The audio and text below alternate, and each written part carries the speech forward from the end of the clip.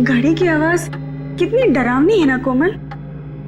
हाँ हाँ, मुझे मालूम है तू ऐसा क्यों कह रही है। तेरे दिमाग में ना अभी भी वो हॉस्पिटल की पुरानी कहानियां वो घूम रही है। नहीं, ऐसी कोई बात नहीं है। मैं तो इसलिए ऐसा कह रही हूँ क्योंकि ये अपना फ्लोर कितना सुनसान है ना। सिर्फ 2 मरीज और हम दोनों के अलावा एक स्टाफ वाला और है बस। पता है, कभी कभी अकेले में तो मुझे भी डर लगता है। ऐसा लगता है जैसे कोई भूत बंगला हो।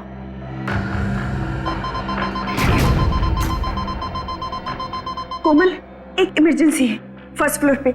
मैं अभी आती हूँ। हाँ।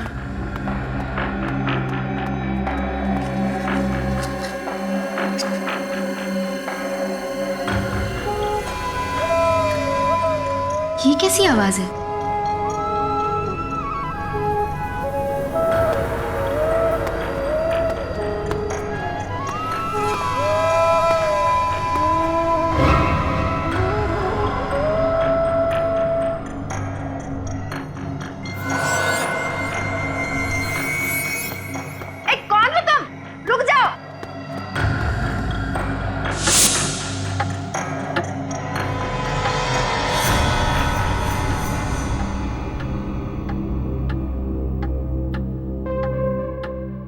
ये काम अधूरा छोड़कर कोमल कहाँ चली गई?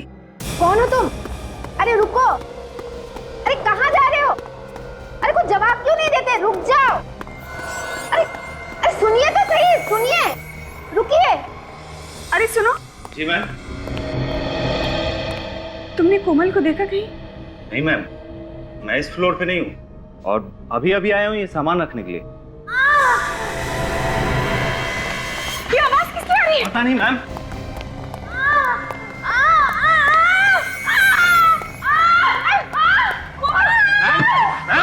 मैम क्या हुआ मैम? मैम क्या हुआ मैम? मैम मैम मैम क्या हुआ? एक आदमी सफेद सफेद। कौन सफेद? सफेद कपड़ों में। क्या हुआ? मैम इनके कानों से तो खून आ रहा है। जल्दी से इसे चले करो, आईसीयू ले जाना पड़ेगा। जल्दी जल्दी। जी मैम। कोमल, कोमल!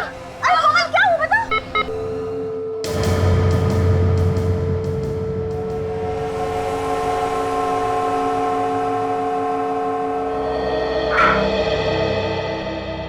सारी कोशिशें बेकार गई। She is dead. ऐसा इसने क्या सुन लिया जिससे इसके कान के पर्दे भी फट गए और ब्रेन हेमरेज भी हो गया। इसके दिमाग में कोई बीमारी थी, इसने कभी ऐसा कुछ नहीं बताया था। सर, उस कॉरिडोर में ही कुछ हुआ था, वरना ये तो ठीक ठाक थी। जब तुम्हें ऐसी हालत में मिली थी, इसने तुमसे कुछ कहा था? नहीं सर, मुझसे तो कुछ भी नहीं कहा था, लेकिन हाँ, एक आदमी से डरी हुई थी और कह रही थी कि उसे कोई आदमी दिखा था जो सफेद कपड़ों में लिपटा हुआ था। सफेद कपड़ों में? कौन हो सकता है कॉरिडोर में? इस हॉस्पिटल में ही कुछ गड़बड़ है। हॉस्पिटल खुले हुए अभी कुछ दिन हुए हैं और ये सब नाटक शुरू हो गया। क्या हो रहा है? अपनी जबान पे काबू रखो और कोई भी इस तरह की अफवाह मत फैलाओ। सर, सबको मालूम है यहाँ पे पहले दिमाग का हॉस्पिटल था। इस तरह की घटनाओं की वजह से ही ये हॉस्पिटल बंद हुआ था। सुना तो मैंने भी था, उस वक्त भी ऐसे कुछ लोगों की मौत हुई थी। तुम लोगों को शर्म नहीं आती इस तरह की बातें करते हुए? जिस थाली में खाते उसी में छेद करते हो।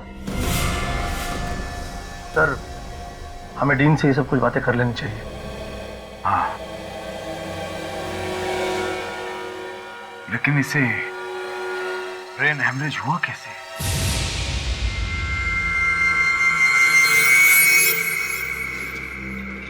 अरे यार श्रवण, ये कॉरिडोर तो ठीक ठाक दिखता है, फिर कोमल मैडम की मौत कैसे हो गई? वो सब बातें मत कर, कोई सुन लेगा। हमें क्या लेना देना है उस बात से? लेना देना है, आखिर उसकी मौत अचानक कैसे हो गई बिना किसी वजह के? रात को 4 बजे ये सब बातें डिस्कस कर रहा है तू?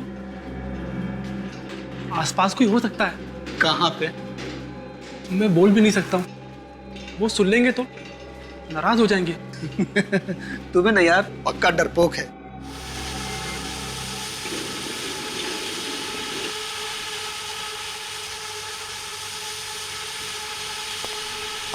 ये आवाज कैसी? मैंने कहा ना कोई है यहाँ पर। तू चुपचाप जल्दी चल यहाँ से। देखा क्या? वो जो गया अभी। कौन? मैंने तो नहीं देखा। अच्छा तू रुक यहीं, मैं अभी आता हूँ। अभी अभी तो इतना डर रहा था, अब अचानक कहाँ जा रहा है तू? मैं अभी आके बताता हूँ।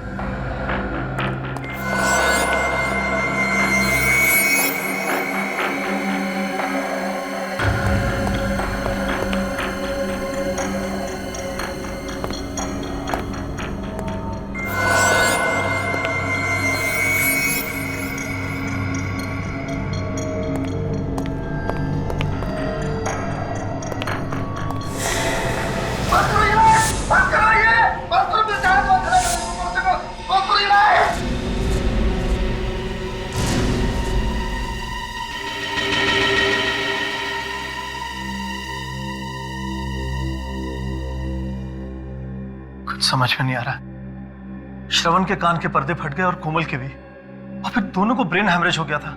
जो साइकेट्रिस्ट इसे चेक करके गया वो कह रहे थे कि इसके दिमाग में डर बैठ गया है। जब तक इसका डर दूर नहीं होगा ये कुछ नहीं बता पाएगा। लेकिन मेरी समझ में नहीं आ रहा कि मैं लोगों को कैसे समझाऊं, क्या बताऊं उन्हें। चारों तरफ हॉस्पिटल की बदनामी हो रही है, लोग तरह तरह की बातें करने लगे हैं। सर, लोग ऐसे ही तरह तरह की बातें नहीं कर रहे।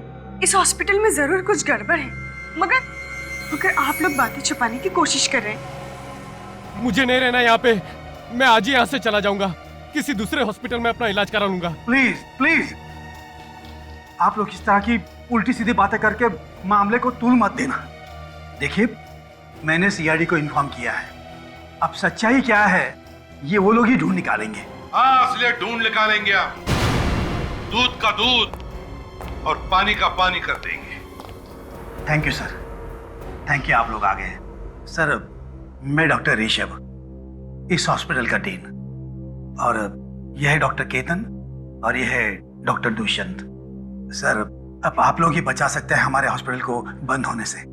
बताइए क्या हुआ है। हमारे हॉस्पिटल की एक नर्स कोमल और एक वार्ड बॉय श्रवण, इन दोनों की मौत हो गई है। और ये दूसरा वार्ड बॉय चंदन, इसके कान के पर्दे फट गए हैं।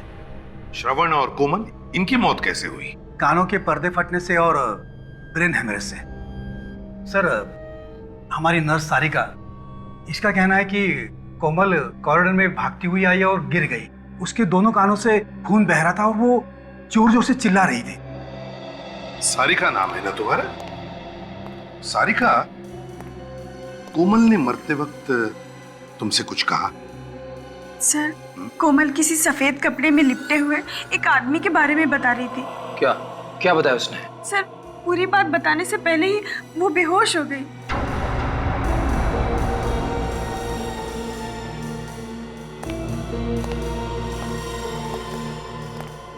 चंदन और श्रवण, क्या इन दोनों के साथ भी वैसा ही हुआ जैसा सारिका बता रही है? जी सर, इन दोनों की मौत भी ठीक वैसी हुई, और वो भी उसी कॉरिडोर में। अच्छा, ये चंदन ने खुद कुछ बताया था? नहीं सर, ये कुछ बोलने की हालत में नहीं है। बोलने की हालत में नहीं है? डॉक्टर साहब। हाँ। चंदन, श्रवण और कोमल, इन तीनों के मेडिकल रिपोर्ट्स और चंदन का ब्लड सैंपल चाहिए हमें। श्योर। और वो कॉरिडोर दिखाइए जहां पर कान के पर्दे फटने से और ब्रेन हेमरेज से दो मौतें हुई हैं। आइए सर। चलिए।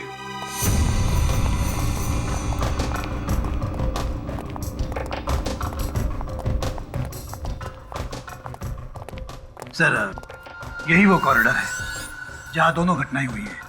सारिका, तुम उस वक्त कहां पर थी? सर, मैं और कोमल सामने कैबिन में बैठे हुए थे सर। फिर कुछ देर के लिए मैं नीचे चली गई रिसेप्शन पर। जब वापस आकर देखा तो कोमल कैबिन में नहीं थी सर। तभी मैंने देखा कि वो वहां से भागती हुई आ रही है और उसके कान से बहुत खून निकल रहा था सर। सर, चंदन और श्रवण दोनों यही बेहोश मिले थे। यहीं पर, इसी कॉरिडोर? हाँ सर। डॉक्टर ऋषभ, कितने वार्ड्स हैं यहाँ इस कॉरिडोर में? सर, 2 पेशेंट वार्ड्स, एक सप्लाई रूम और एक एग्जामिनेशन रूम। चार कमरे हैं। विवेक, काजल, इन चारों कमरों को अच्छी तरह से चेक करो और जितने भी उंगलियों के निशान हैं सब के सब उठाओ।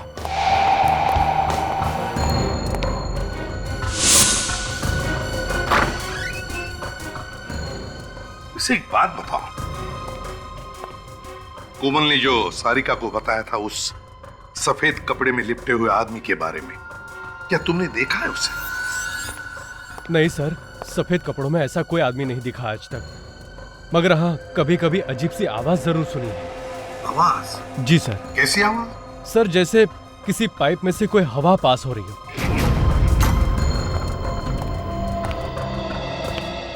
डॉक्टर ऋषभ।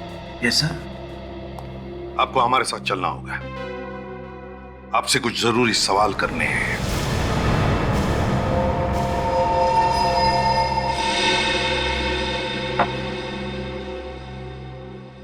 देखिए मिस्टर ऋषभ, घबराइए मत। अखबार में छपने से आपका हॉस्पिटल बंद नहीं होगा। बंद तो नहीं होगा सर, लेकिन बदनामी तो होगी ना। हाँ, बदनामी तो जरूर होगी, क्योंकि वहां काम ही कुछ ऐसा हुआ है। सबसे पहले तो आप अपने स्टाफ को समझाइए। सबके सब चिल्ला रहे हैं कि वो जगह डरावनी है। सर मैंने बहुत समझाया उन लोगों को कि वो जगह डरावनी नहीं है, लेकिन 1970 में जब वहाँ दिमाग का हॉस्पिटल बना था, तभी से किसी ने अफवाह फैला के रखी है वहाँ। अफवाह? कैसी अफवाह? यही कि उस जगह में कुछ गड़बड़ है और इसीलिए वो दिमाग का हॉस्पिटल बंद कर दिया गया था। लेकिन उसके कुछ दिनों बाद हमारे चैरिटेबल ट्रस्ट ने फिर से परमिशन लेके ये हॉस्पिटल बनाया था। अब तक तो सब कुछ ठीक ठाक था, लेकिन अचानक ये मौत होने लगी। देखिए ऋषभ जी, ये मौत अचानक नहीं हो रही है। कोई है जो जानबूझ के ये खून कर रहा है। कौन हो सकता है वो सर? ये आप बताइए, आपको किसी पे शक है?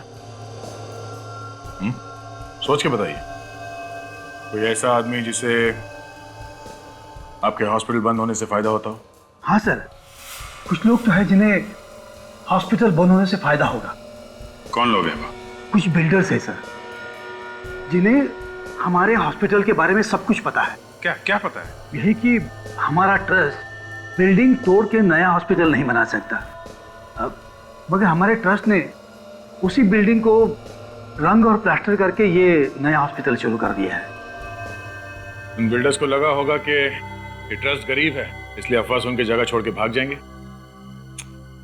ठीक है, आप जाइए। और हाँ, उस फ्लोर पे जितने भी मरीज हैं उन सबको वहां से हटा दीजिए। जरूर सर। चलो। इस हॉस्पिटल का इतिहास टटोलना होगा और बिल्डर्स के बारे में भी पता करो। कौन लोग हैं जो हॉस्पिटल बंद कराना चाहते हैं?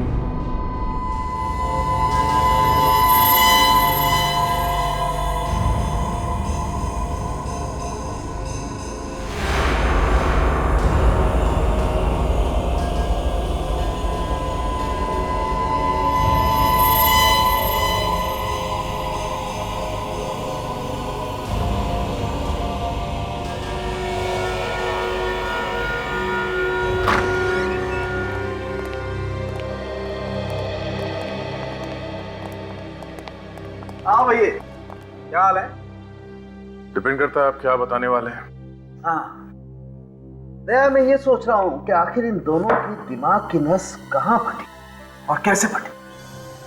क्योंकि देखो, ये दोनों के दोनों जवान हट्टे कट्टे, तो फिर इन्हें ब्रेन हेमरेज हुआ कैसे? यार दरअसल ब्रेन हेमरेज तो 40-50 साल की उम्र के बाद हुआ करता है।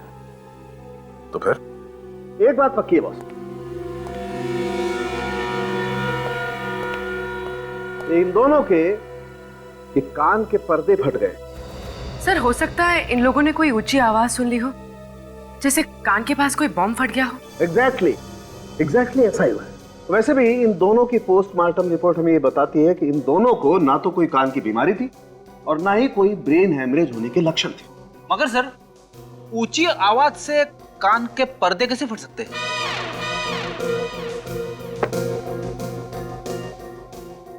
अपना कान यहाँ लाओ, अपना कान मेरे मुंह के पास लाओ।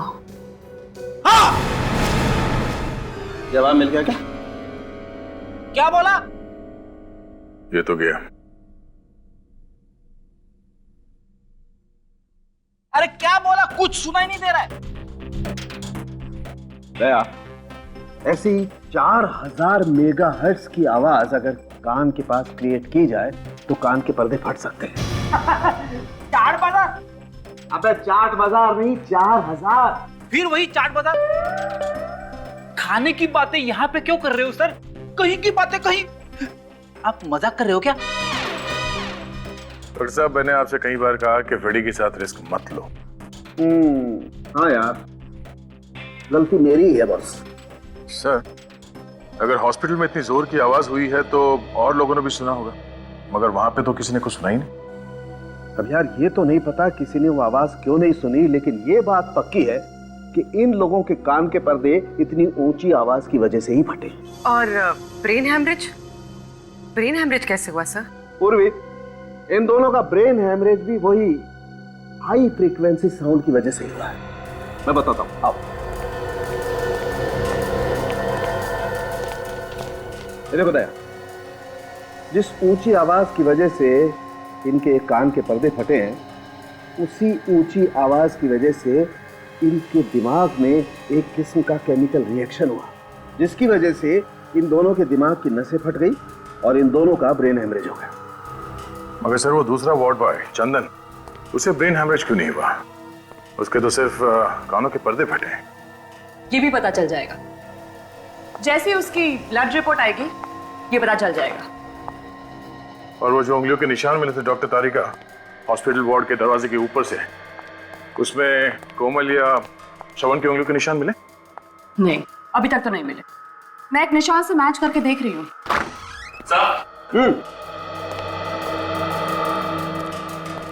सर, चंदन के खून की रिपोर्ट। Okay, thank you.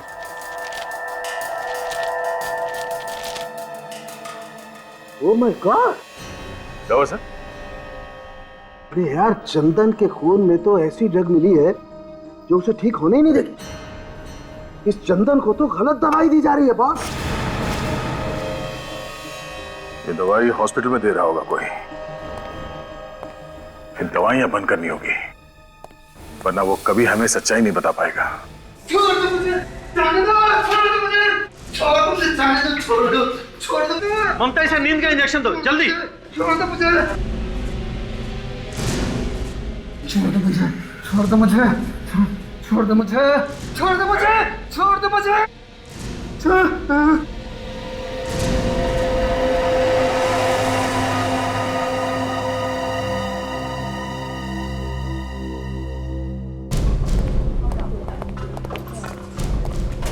इसे हर तरह की दवाइयां कर दी, लेकिन इसकी हालत में कोई भी सुधार नहीं आ रहा। ममता, तुम ऐसा करो, जो प्रेस्क्राइब्ड इंजेक्शन है ना, वो इसे दे दो।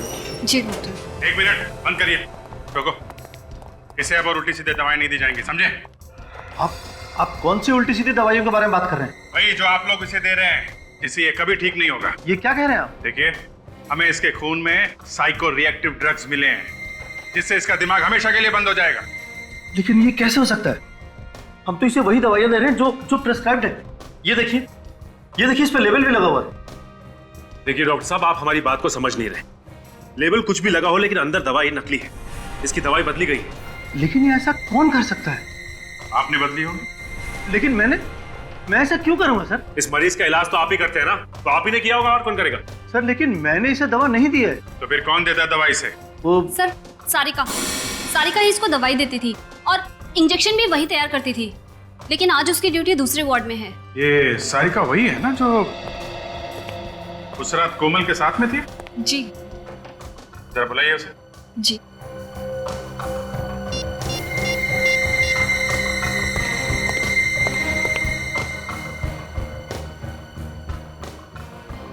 सर, वो फोन नहीं उठा रही है। सर, कहीं वो भाग तो नहीं गई? सारिका मैडम से क्या हो गया? सारिका मैडम, क्या हुआ? सारिका मैडम। ओह नो, देखो जरा। ये तो मर चुकी है। ओह, ये हथेली देखो, लगता है जहरीली पिन मारी गई है और नीला पड़ गया आसपास। काजल, अच्छी तरीके से बॉडी चेक करो। सब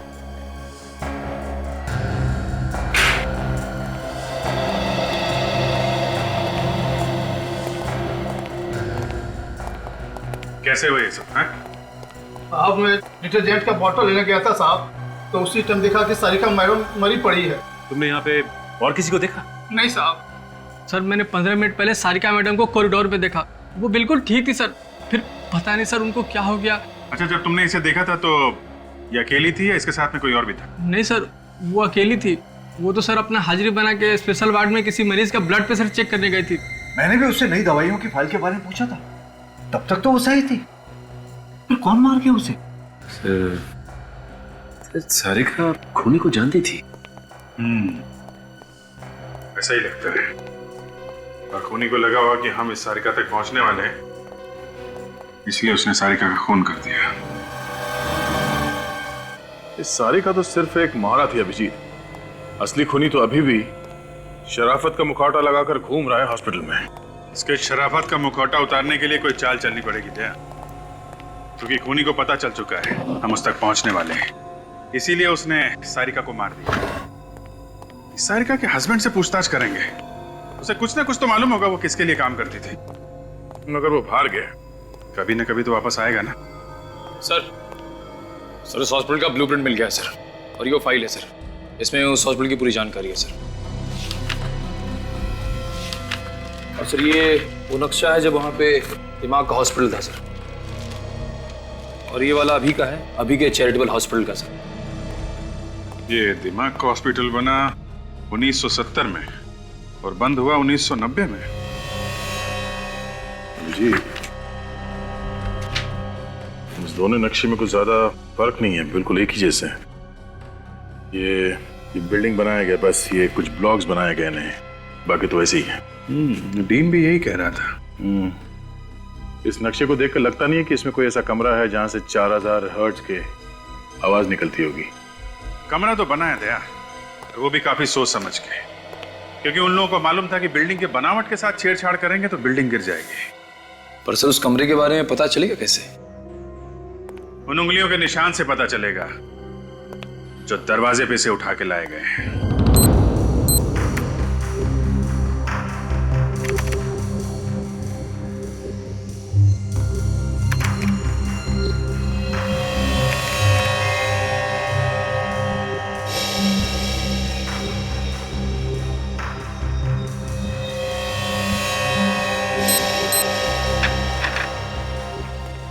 अभिजीत, हॉस्पिटल के उस कॉरिडोर में जितने भी दरवाजे हैं उन सब पर उंगलियों के निशान तो काफी है, लेकिन मरने वालों में से किसी की भी उंगलियों के निशान वहां पर नहीं है। कमाल की बात है, एक भी निशान नहीं है। नहीं, एक और कमाल की बात है, उस कॉरिडोर में एक कमरा ऐसा भी है जिसके दरवाजे पर सिर्फ 2 लोगों की उंगलियों के निशान है। और वो 2 निशान है किसके?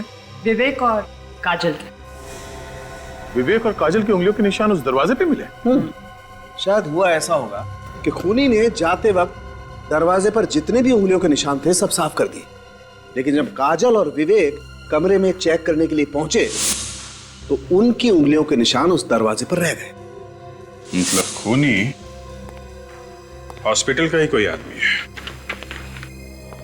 और उन दोनों मरने वालों को जो कुछ भी हुआ है उस कमरे में ही हुआ है।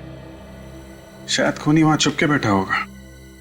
मगर उस कमरे को विवेक और काजल ने बहुत अच्छी तरह से चेक किया और वहां पे ऐसी कोई चीज नहीं मिली जिसकी आवाज से कानों के पर्दे फट जाएं।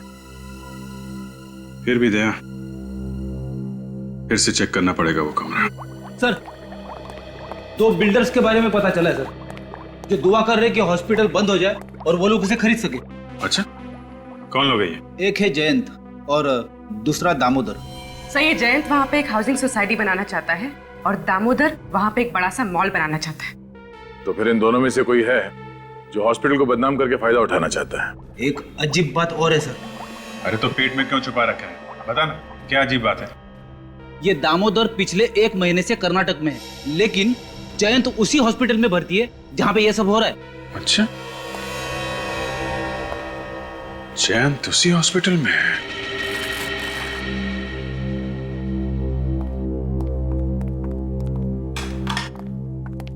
कैसे है मिस्टर जैन? कैसी है तबीयत आपकी? क्या बताऊं सर कैसा हूं। यहाँ खून हो रहा है, चारों तरफ डर है, मैं भी डरा हुआ हूं। हमें तो लगा कि आप बहुत खुश होंगे कि 2-4 लोग और मर जाएं और ये हॉस्पिटल बंद हो जाए, और हॉस्पिटल के बंद होते ही यहाँ पे आप एक नई बिल्डिंग खड़ी करते। सर, जैन बहुत बड़ा आदमी है, उसके साथ छेड़छाड़ करने से हंगामा हो सकता है, और फिर अगर न्यूज़पेपर में आ गया तो हमारे हॉस्पिटल की बदनामी होगी सर। तो अब क्या हो रहा है, हैं? अब क्या हो रहा है डॉक्टर ऋषभ? कोई कसर बाकी है हॉस्पिटल की बदनामी होने की? जो कुछ भी हुआ है ना, इसी कमरे में हुआ है, इसी कमरे में। सर, यहाँ तो मरीजों की जांच होती है। तो फिर इसका मतलब है बहुत सारे मरीज आते होंगे इस कमरे में? हाँ। तो फिर उनके उंगलियों के निशान कैसे नहीं इस कमरे के दरवाजे पर? क्या बिना हाथ लगाए अंदर घुस आते? ये आप क्या कह रहे हैं? मैं भला ऐसा क्यों करूंगा? मैं कुछ समझा नहीं। इतने नासमझ तो आप लगते नहीं है। आप इस हॉस्पिटल की जमीन को खरीदना चाहते हैं ना, इसलिए हॉस्पिटल को बदनाम करने के लिए आपने लोगों का खून कर दिया। यहाँ का स्टाफ और यहाँ के मरीज हॉस्पिटल छोड़कर भाग रहे हैं, लेकिन आप है कि यहीं पे चिपके हुए। क्यों? मैंने खून नहीं किया। तो फिर हॉस्पिटल में मरीज बन के आने का आपका मकसद क्या है? मरीज हूं तो मरीज बनकर ही आऊंगा ना। रेडी? या जितनी भी मशीन है, एक एक मशीन को अच्छी तरह से चेक करो, एक एक मशीन को। कोई भी चीज छूटनी नहीं चाहिए। वो चीज यहीं पर छुपी है जिसमें से वो भयानक आवाज आकर लोगों के कानों के पर्दे फटे, समझे? वैसे ये आपकी रिपोर्ट तो बताती है कि आपके दिल में दर्द उठा था और आप भागते हुए हॉस्पिटल चले आए थे, लेकिन हॉस्पिटल के डॉक्टर्स का कहना है कि आपके सीने में दर्द वक्त कुछ नहीं हुआ था, सब नाटक था। जब तक दर्द चला गया था। ओह, आपका दर्द चला गया, लेकिन आप यहाँ पे चिपक कर बैठ गए। क्यों? बोलती बंद हो गई ना? इस हॉस्पिटल में जो भी खून हो रहे हैं आपकी देखरेख में हो रहे हैं, और यहाँ तक कि कोमल और सारिका का खून भी आप ही ने करवाया है। ऐसी कौन सी चीज है वो? ये जो आपकी सारी मशीन है ना, सब खोल कर देखेंगे, पता चल जाएगा कहां से आवाज आती है। वो खोल के देखेंगे? जी हाँ। ये मशीनें खराब हो जाएगी सर, बहुत कीमती मशीनें हैं ये। आपकी मशीनें कीमती है या इंसान की जान कीमती है? कैसे डील है आप? कैसे डॉक्टर है आप? आपको ऐसे नहीं लगता कि पता लगाना चाहिए क्यों जाने जा रही है लोगों की? रेडी? ये सारी मशीन खोलने का हमारे पास सामान है ना? है ना सर, गाड़ी में लेकर आओ, और मजदूर भी लेकर आओ। कुछ तोड़ के देखना है। तोड़ना है? सर, आप मानो या ना मानो, ये खून मैंने नहीं किए। तो फिर मरने से पहले सारिका इस वार्ड में क्यों आई? मुझे नहीं मालूम। हमेशा तो दूसरी नर्स आती थी, पता नहीं उस दिन वो क्यों आई थी। उस दिन कौन सी नर्स ड्यूटी पे थी यहाँ पे? ड्यूटी तो मेरी थी, पर सारिका यहाँ पे क्यों आई थी ये मुझे नहीं मालूम। ये तो हम पता लगा ही लेंगे, लेकिन जब तक ये केस सॉल्व नहीं हो जाता आपको इस हॉस्पिटल में कुछ और दिन आराम करना होगा। जी। हाँ जी, बोलिए, क्या चाहिए? हम लोग सीआईडी से। आप प्रतीक हैं, सारिका के हस्बैंड? जी। देखिए, एक अजीब बात पता चली है। जो आदमी हॉस्पिटल में मर्डर कर रहा है, आपकी वाइफ उसके साथ मिली हुई थी। शक था मुझे भी यही शक था। जरूर वो कोई गलत काम कर रही है। अगर आपको शक था तो आपने पूछा नहीं अपनी वाइफ से? पूछा था सर, लेकिन उसने कुछ नहीं बताया। चुप चुप के रोज फोन पे बातें किया करती थी किसी से। देखिए, मामला यहां तक पहुंच गया है तो आपकी इजाजत हो तो आपके घर की तलाशी लेनी पड़ेगी, क्योंकि खूनी अभी भी खुला घूम रहा है और हो सकता है सुराग आपके घर में ही। ठीक है, चेक करो। चलो।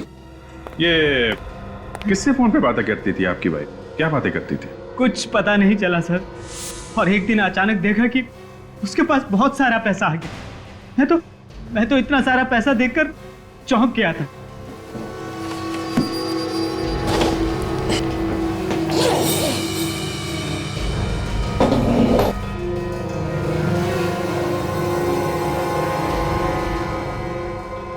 सर, तो म्यूजिकल इंस्ट्रूमेंट ये आप बजाते हैं? ये कहां से आई? अच्छा, आपके घर में मिला और आपको मालूम नहीं? कहां से आई? सर, मुझे कुछ नहीं मालूम, मैं तो इसे पहली बार देख रहा हूँ। सर, कहीं वो इंस्ट्रूमेंट तो नहीं है जिसकी अजीब सी आवाज उस कॉरिडोर में सुनाई देती थी? हो सकता है ये बजता था और लोग वहां पहुंच जाते थे ये सुनने के लिए कि क्या बज रहा है। मगर हाँ कभी कभी अजीब सी आवाज जरूर सुनी। आवाज? जी। कैसी आवाज? सर जैसे किसी पाइप में से कोई हवा पास हो रही हो। यही है, वैसी आवाज जैसे उस मरीज ने बताई थी। ये सारिका किसके लिए काम कर रही थी?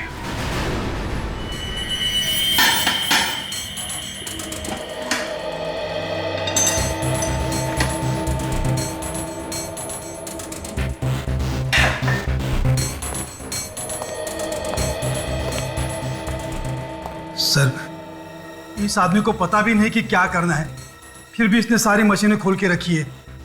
ये आदमी ट्रेन है क्या? ट्रेंड नहीं हूं, लेकिन गधा भी नहीं हूं, समझे? सर, सर हम लोग जैन से मिलके आ रहे हैं। उसे देख के लगता नहीं कि उसे कोई बीमारी मारी है सर। अच्छा। और तो और सारिका ने मरने से पहले आखिरी बार जैन से ही बात की। और सर सारिका की ड्यूटी भी नहीं थी उस वक्त उस वार्ड में। तो बताइए डॉक्टर ऋषभ, इकट्ठा कट्टा आदमी जयंत आपके हॉस्पिटल में मरीज बनकर लेटता है और आपकी हॉस्पिटल की नर्स सारिका उससे मिलने के बाद मर जाती है। कैसे? मालूम नहीं सर। और सारिका, बताइए सारिका वहां पर गई क्यों उस वार्ड में जब उसकी ड्यूटी नहीं थी? मुझे मालूम नहीं सर। अरे इसके अलावा कोई जवाब है क्या नहीं आपके पास?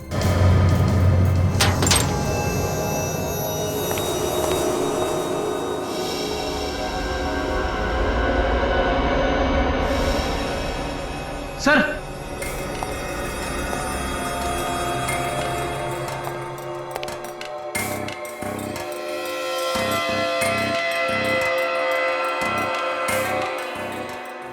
सोनिक वेपन, आवाज का हथियार। ये भी आवाज का हथियार,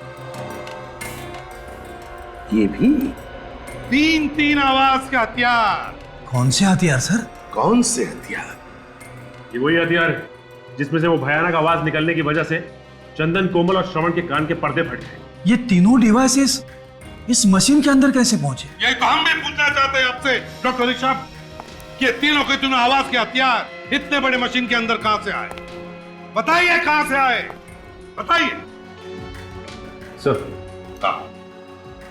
ये देखिए सर, ये वायरिंग इस कमरे से होके उस कमरे की तरफ जा रही है। लेकिन सर वो आवाज इतनी जोर से हुई कि उन तीनों के कान के पर्दे फट गए, तो फिर वो आवाज हमें क्यों सुनाई नहीं दी? आपको क्यों नहीं सुनाई पड़ी? सचिन, बाहर मजदूर आए होंगे, बुलाओ उन्हें अंदर।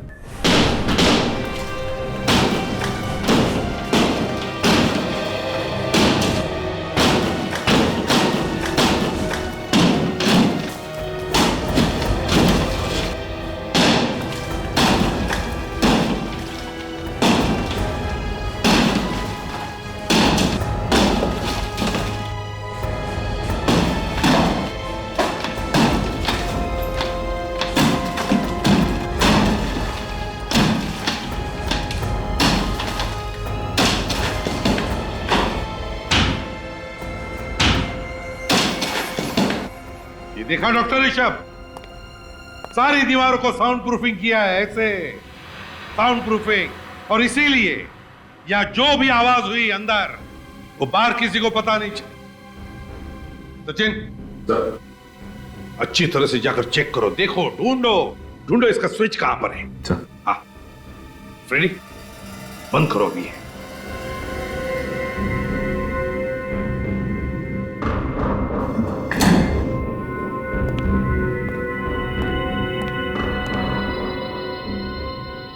पूर्वी, फ्रेडी, अपने अपने कान इन ईयरमफ से अच्छी तरह से ढक लो, हैं?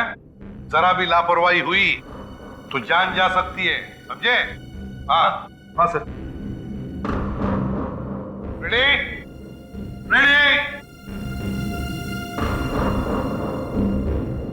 सर, जरा सी भी आवाज सुनाई नहीं दे रही है। Very good, excellent.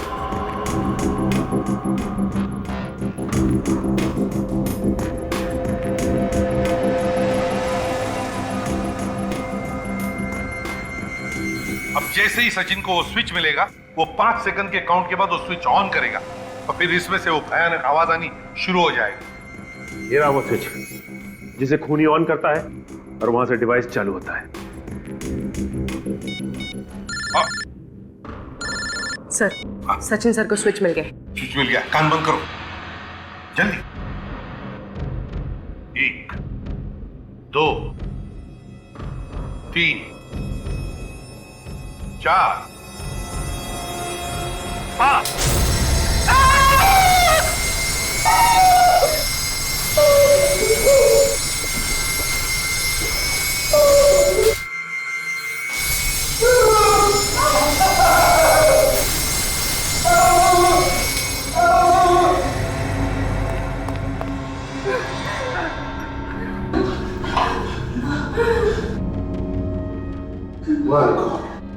भयानक लाइट है।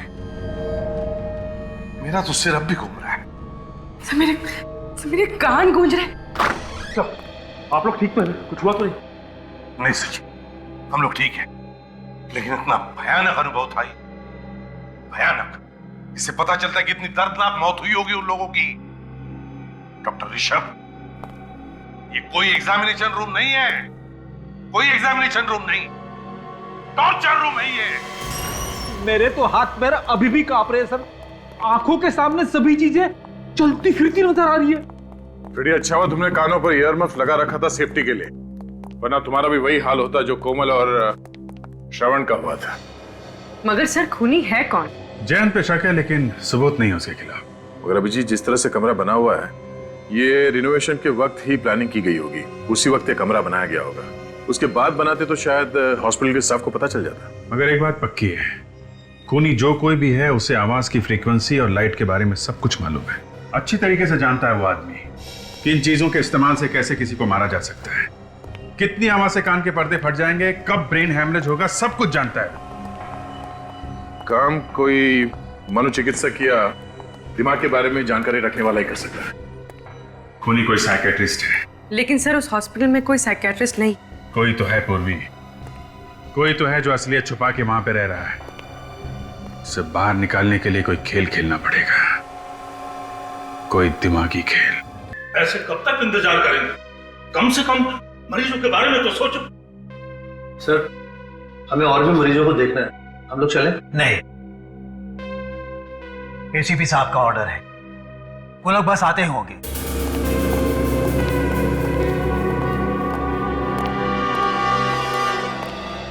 सर, पता चला कि खूनी कौन है? हाँ बिल्कुल पता चल गया, बस थोड़ी देर में बता देंगे। लेकिन फिलहाल हम आप लोगों की हिफाजत करने के लिए आए हैं। किस तरह की हिफाजत सर? आप लोगों पर जिस तरह से हमले हो रहे हैं, उन हमलों से आपकी हिफाजत। सर, ऐसा हो सकता है? इन हमलों से बच सकते हैं हम लोग? क्यों नहीं बच सकते? आप लोगों के कान के पर्दे फटना, ब्रेन हेमरेज होना, इन सभी हमलों से आप बच सकते हैं, क्योंकि हमारे फोरेंसिक सर्जन डॉक्टर साळुंखे इन्होंने एक स्पेशल इंजेक्शन बनवाया है उसके लिए। कहीं हम लोग और भी बीमार तो नहीं हो जाएंगे इस इंजेक्शन से? जी नहीं, आप लोग बिल्कुल मत घबराइए। बहुत सारे टेस्ट करने के बाद ये इंजेक्शन बनाया गया है। मैंने अपने ऊपर भी टेस्ट किया इस इंजेक्शन को। बिल्कुल चिंता मत कीजिए, कोई प्रॉब्लम नहीं होगी। डॉक्टर साळुंखे, बताएंगे कि इस इंजेक्शन में कौन सी दवाई है? आई मीन, फॉर्मूला क्या है? आप लोगों में से कोई दिमाग का डॉक्टर होगा तो पहचान सकता है फार्मूला क्या है। फिर भी सर, आप बताइए तो सही। सोडियम पेंटाथॉल सीरम है इसका नाम। लाओ, आ दो। क्या कर रहे हैं आप? क्या हो गया डॉक्टर दुष्यंत?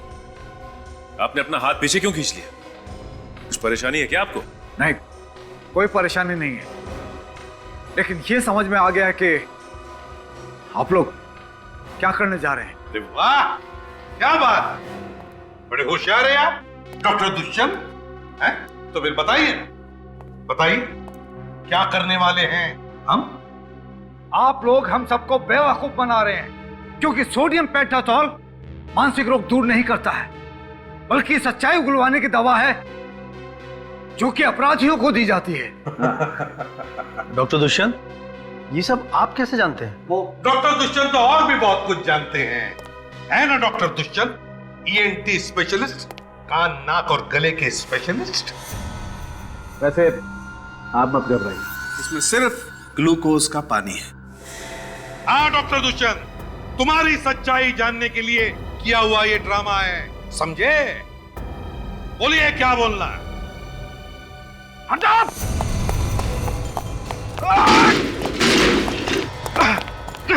नहीं डॉक्टर, अब भागने की कोई गुंजाइश नहीं है, चलिए। क्यों डॉक्टर दुष्यंत, है? क्या हुआ? थक गए?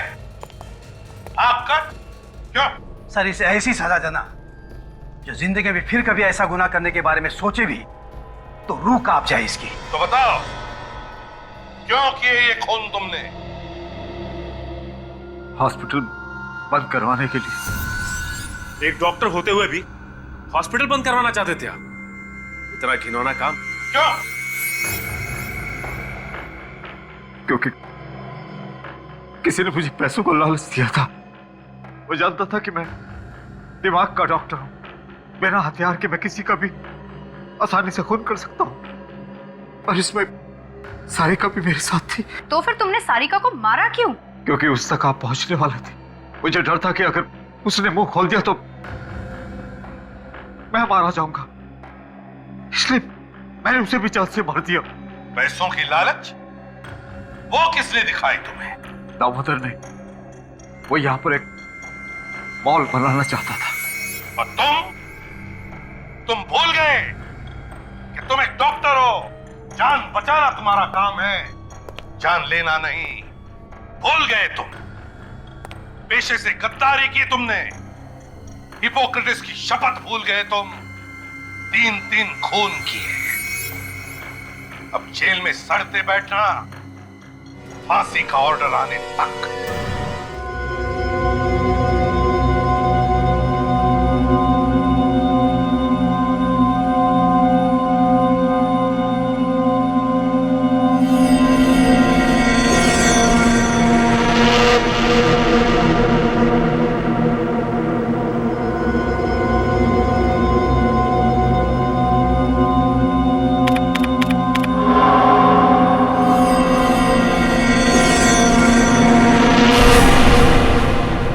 क्या करूं? लिखूं कि नहीं लिखूं? पुलिस को बताना अच्छा है। हाँ,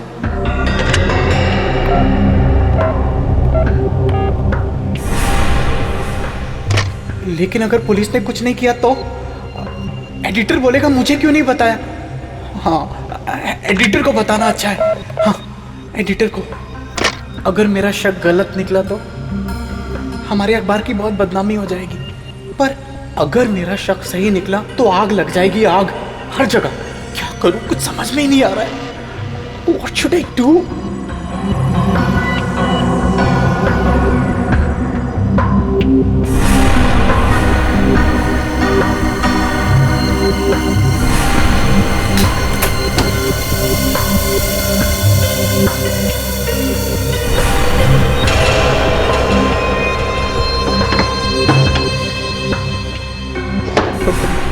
कौन है?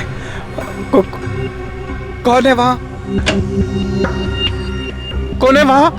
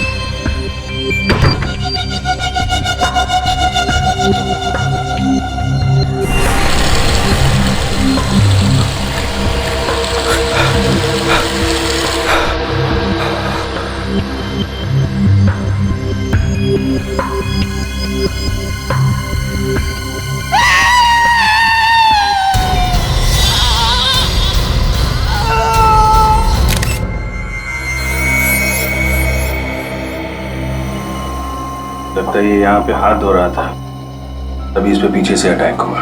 गला घोटा गया है मेटल वायर से। सर तार अंदर तक चला गया है। खूनी निशान से लंबा था। ये आप कैसे कह सकते हैं?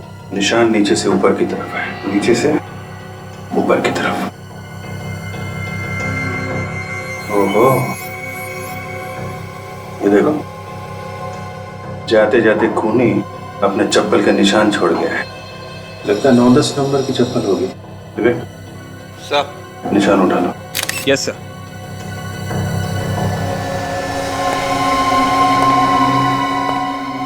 कुछ मिला काजल? तो सारी चीजें उछल पुछल हैं। खूनी ने निशिकांत के केबिन की अच्छी तरह से तलाशी ली। मेज में ऐसा क्या था जो खूनी यहाँ से चुराना चाहता था? सर, ये देखिए सर, निशिकांत ने अपने केबिन में सर ये मैग्नेटिक लॉक लगा रखा है। बाकी ऑफिस के किसी भी केबिन में ऐसा मैग्नेटिक लॉक नहीं है सर। अच्छा, ये ताला तो कार्ड से खुलता है ना, चाबी वगैरह तो नहीं होती? नहीं सर, ये कार्ड से खुलता है। निशिकांत के अलावा किसके पास था ये कार्ड? सर, ये कार्ड सिर्फ उन्हीं के पास रहता था। अब उन्होंने ये कार्ड किसी और को दिया हो, सर ये मुझे नहीं पता।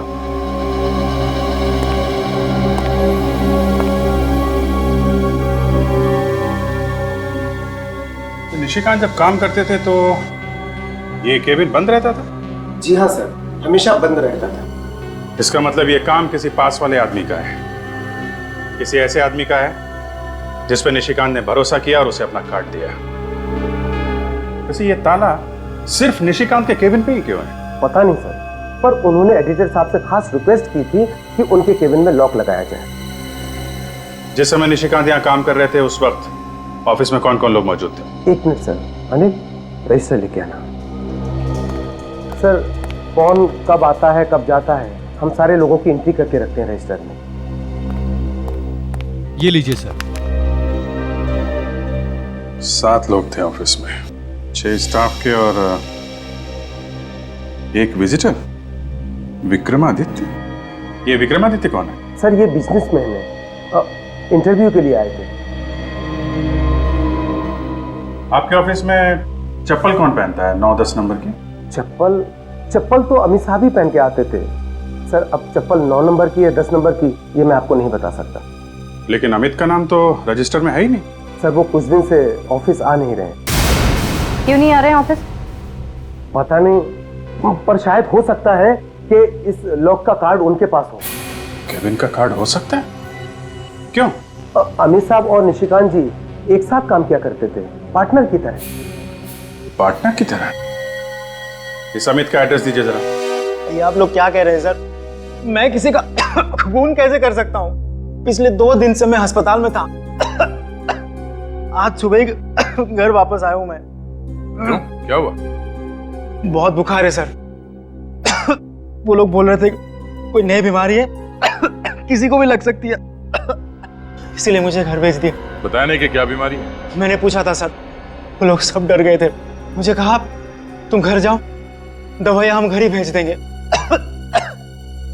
आप लोग भी चले जाओ सर, ये बीमारी आप लोग को भी लग सकती है। सर, अभी चलते, बाद में आते ना। खूनी चाहे बीमारी क्यों ना हो, रहेगा वो खूनी ही। हम तुम्हें छोड़ के कहीं नहीं जाएंगे। वैसे कौन से हॉस्पिटल में थे तुम? Life long hospital. Life long hospital? Ready? इसकी चप्पल देखो। मैं सर? फ्रेडी, इसकी चप्पल उतारो। मुझे कुछ हो जाएगा। उतारो। चप्पल उतारो। क्यों सर? मैंने कहा चप्पल उतारो।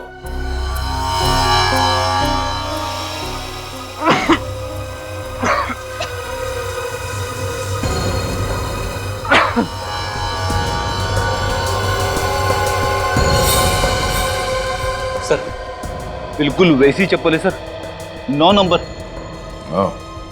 अमित, जब तुम हॉस्पिटल में थे तो तुम्हारी चप्पल क्या घर पे थी? हाँ? क्या मतलब? मतलब तुम्हारी चप्पल वहां ऑफिस में कैसे पहुंच गई निशिकांत का खून करने? क्या? हाँ, निशिकांत के लाश के पास तुम्हारे चप्पल का निशान मिला है। सर, ये सब मुझे फंसाने की साजिश है सर। यकीन मानिए, पिछले हफ्ते किसी ने मेरी चप्पल चुरा ली थी ऑफिस से। ये बिल्कुल नई चप्पल है। तुम्हारी चप्पल चुरा ली? पर तुम्हें कोई क्यों फंसाएगा?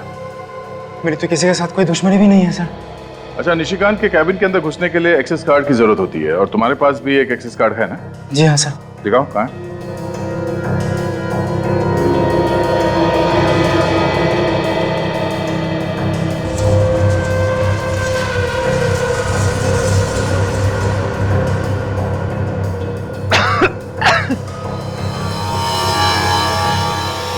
अरे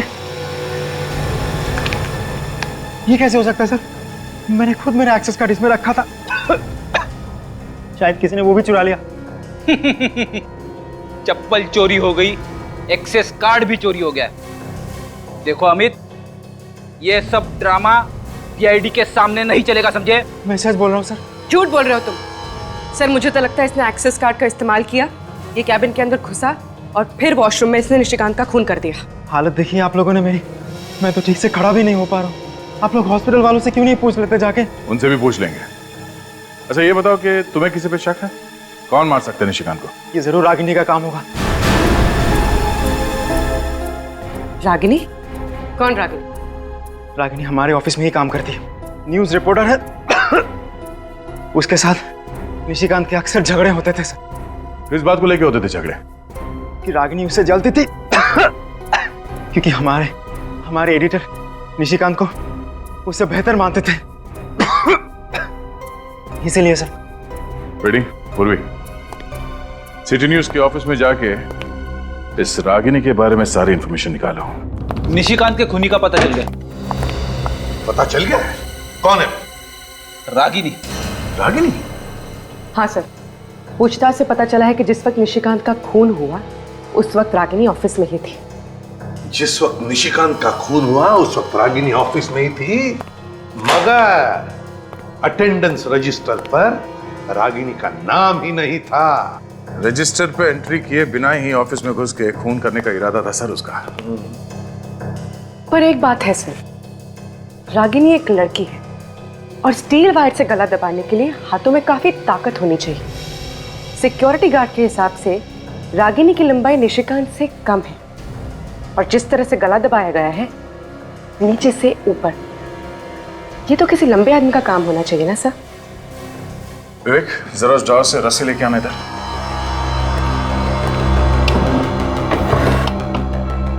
दोनों हाथ से पकड़ो। अब विवेक की हाइट मुझसे कम है, मेरे गले पे भी वैसे निशान आ सकते हैं नीचे से ऊपर अगर इस तरह से मार दिया हो। लाओ रस्सी। अब मेरे पीठ पे चढ़। यस, अगर पीठ पे चढ़ के रस्सी खींच लिया जाए तो निशान नीचे से ऊपर की तरफ आएगा। क्यों? तो मतलब दया पीछे से लटक कर गला दबा दिया। शायद रागिनी ने निशिकांत का खून इसी तरह किया है। अरे आप लोगों का दिमाग ठिकाने पे तो है? आप लोग सोच भी कैसे सकते हैं कि मैं निशिकांत का खून कर सकती हूँ? अरे वो तो मेरे साथ काम करता था, फिर मैं उसका खून करने के बारे में सोच भी कैसे सकती हूँ? और वैसे भी कभी सुना है किसी लड़की को खून करते हुए? ये तो आप रहने दीजिए कि लड़की खून नहीं कर सकती। हम लोग रात दिन खून की बातें करते रहते हैं, हमें अच्छी तरह से पता है कि कौन खून कर सकता है और कौन नहीं। इसीलिए आप लोगों को हर इंसान खूनी ही नजर आता है। जी बिल्कुल नजर आता है। आप ये बताइए कि कल रात जब निशिकांत का खून हुआ तो आप ऑफिस में ही थी ना? अरे ऑफिस में काम करती हूँ तो ऑफिस में ही रहूंगी ना, और ऑफिस में और भी तो लोग थे। ऑफिस में जो और लोग थे उनका नाम रजिस्टर में साफ साफ लिखा हुआ है, सिर्फ एक नाम नहीं लिखा हुआ था और वो है तुम्हारा नाम, मिस रागिनी कुमार। अच्छा, रजिस्टर में नाम नहीं है? ऐसा कैसे हो गया? शायद मैं जल्दबाजी में नाम लिखना भूल गई। वैसे किस चीज की जल्दी थी आपको? कहीं भी आग लगी थी या फिर कुछ छिपाना था आपको? नहीं, कोई मेरा इंतजार कर रहा था। वैसे रागिनी जी, आपका इंतजार कौन कर रहा था? निशिकांत? जी नहीं, मिस्टर विक्रमादित्य। विक्रमादित्य? ये वही पॉलिटिशियन है ना जिसके बारे में आपके अखबार ने 2 हफ्ते पहले कुछ उल्टा सीधा छापा था? जी, वो आर्टिकल निशिकांत ने लिखा था। उसने विक्रम जी के ऊपर करप्शन के गलत इल्जाम लगाए थे और इसीलिए तो वो कल मुझे इंटरव्यू देने के लिए आए थे, ताकि वो लोगों को बता सके कि जो पहले लिखा गया था वो सब गलत था। कमाल की बात है, अखबार का एक रिपोर्टर विक्रमादित्य के ऊपर कीचड़ उछालता है और उसी अखबार का दूसरा रिपोर्टर कीचड़ को साफ करने की कोशिश करता है। ये चक्कर क्या है? देखिए, हमारा अखबार सिर्फ सच का साथ देता है। और ये भी तो सच है कि तुम्हारी और निशिकांत की बनती नहीं थी। 36 का आंकड़ा था तुम दोनों के बीच। क्यों? मैंने उससे 2 साल पहले ज्वाइन किया था, लेकिन प्रमोशन उसको मुझसे पहले मिल गया। बस इसी बात का मलाल था मेरे दिल में। रागिनी जी, इतना ही काफी है किसी को ऊपर पहुंचाने के लिए। अरे ये कैसी बातें कर रहे हैं आप लोग? ऐसे आपसी भेदभाव तो हर ऑफिस में होते हैं। हर कोई चलता है एक दूसरे से। दूसरे की बातें छोड़िए, आप अपनी बात कीजिए। देखिए, आप लोग बेवजह मुझ पे शक किए जा रहे हैं। अरे जब निशिकांत का खून हुआ था तब विक्रम जी भी तो थे ऑफिस में। आप विक्रमादित्य पे इल्जाम लगा रही हैं? जी नहीं, मैं इल्जाम नहीं लगा रही। मैं तो सिर्फ ये कह रही हूँ कि जब निशिकांत का खून हुआ तब विक्रम जी भी तो ऑफिस में थे, और वैसे भी वो भी तो चिढ़े हुए थे उनसे। वो तो तुम्हें इंटरव्यू दे रहे थे ना उस वक्त, तो फिर? हाँ, पर बीच में वो उठकर चले गए थे वॉशरूम और तकरीबन 15-20 मिनट तक वापस नहीं आए थे। तो हो सकता है निशिकांत का खून उन्होंने ही किया हो। विक्रमादित्य जी, 2 हफ्ते पहले सिटी न्यूज में आपके खिलाफ एक आर्टिकल छपा था जिसने बुरी तरह से धज्जियां उड़ाई थी आपकी। घूसखोरी से लेकर भ्रष्टाचार के सारे इल्जाम लगाए थे आपके ऊपर। मैं उन्हीं बेबुनियाद इल्जामों की सच्चाई बताने गया था कल रात वहां पर। अच्छा, तो सच्चाई बताते बताते दिल की भड़ास भी निकाल दी? What? आपके खिलाफ जो कहानी छपी थी अखबार में वो निशिकांत ने लिखी थी। कहीं ऐसा तो नहीं कि आपने निशिकांत का? What do you mean? तुम्हें पता है तुम किसके सामने खड़े हो? इतना घिनौना इल्जाम लगाने की तुम्हारी हिम्मत कैसे हुई? देखिए मिस्टर, फिलहाल तो आप सिर्फ एक सस्पेक्ट हैं, एक ऐसे आदमी जिस पे हमें शक है। इसलिए मेरी आपसे ये रिक्वेस्ट है कि प्लीज कोऑपरेट विद अस। तुम लोग मुझ पर इस तरह से दबाव नहीं डाल सकते। मैं अभी एसीपी प्रद्युम्न से बात करता हूँ, तभी तुम लोगों की अकल ठिकाने आएगी। रवि, एसपी साहब को फोन लगाओ। सर, मिस्टर विक्रमादित्य आपसे बात करना चाहते हैं। जी सर। एसीपी साहब। एसीपी साहब, ये क्या हो रहा है? आपके ऑफिसर्स मुझ पर कीचड़ उछाल रहे हैं। तो आ जाइए ब्यूरो, कीचड़ साफ कर देंगे। व्हाट? नहीं सर, मैं सीआईडी ब्यूरो नहीं आ सकता। मैं इनके सभी सवालों के जवाब यहीं पर दे दूंगा। हाँ। Yes sir, thank you sir.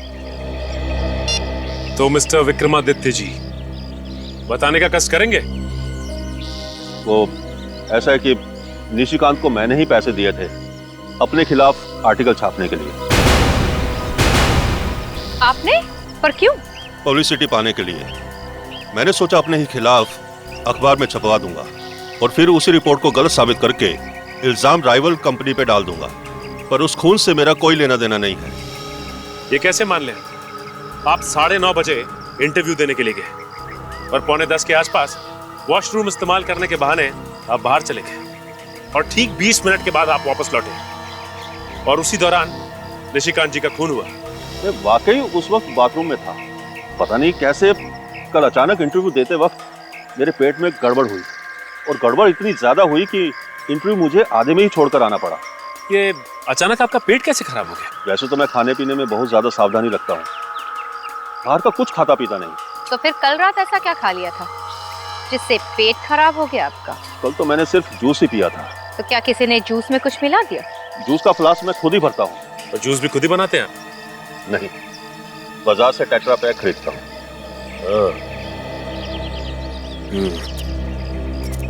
इनकी बात पर यकीन तो नहीं होता। इनका ब्लड चेक करवाओ, पता चल जाएगा कि वाकई में इनका पेट खराब है या फिर ये ड्रामा कर रहे हैं। यस सर, मैं सिटी न्यूज के ऑफिस में ही हूँ। जी, निशिकांत के केबिन की सर्चिंग चल रही है सर। सर, मुझे भी लगता है वहीं से कुछ ना कुछ मिलेगा। Yes sir. जी, फौरन इन्फॉर्म करूंगा। Okay, thank you sir. Sir. हाँ विवेक। ये रही विक्रमादित्य जी की खून की रिपोर्ट। उनके खून में ऑस्मोटिक लैक्सेटिव्स मिले हैं सर। मतलब उसका पेट वाकई खराब था, झूठ नहीं बोल रहा था? Yes sir. रिपोर्ट में ये भी लिखा है कि पिछले कुछ दिनों से वो सिर्फ जूस पी रहे, खाना नहीं खा रहे। मतलब जूस में ही किसी ने कुछ मिलाया है जिससे उसका पेट खराब हो गया। हाँ काजल, तो ये देखिए सर, तो यहाँ पे कुछ है।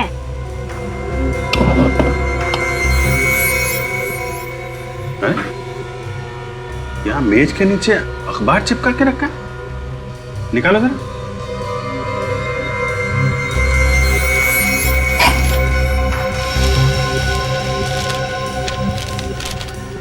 ये अखबार यहाँ नीचे छुपा के क्यों रखा है? तो कहीं निशिकांत की खून की वजह इस अखबार में तो नहीं छिपी है? हो सकता है। ये क्या है? इस न्यूज के कुछ शब्दों पे उसने मार्क कर रखा है। कौन सी न्यूज है ये? किसी किशोर नाम के बिजनेसमैन के किडनैप होने की न्यूज है ये। सर कहीं इस किशोर की किडनैपिंग और निशिकांत के खून का आपस में कोई संबंध तो नहीं? हो सकता है। एक काम करो विवेक, वसंत नगर पुलिस स्टेशन जाओ और इस किशोर के केस की जितनी भी डिटेल्स है सब लेके आओ। शायद ये किशोर ही वो कड़ी है जो मैं इस केस में आगे लेकर जाएगा। किशोर की किडनैपिंग हुई नहीं, कोई भी उसे उठाकर नहीं ले गया था। क्या मतलब? सर हम लोग अभी अभी वसंत नगर पुलिस स्टेशन से आ रहे हैं, वहां पे किसी भी किशोर नाम के बिजनेसमैन के किडनैप होने की रिपोर्ट लिखवाई नहीं गई है।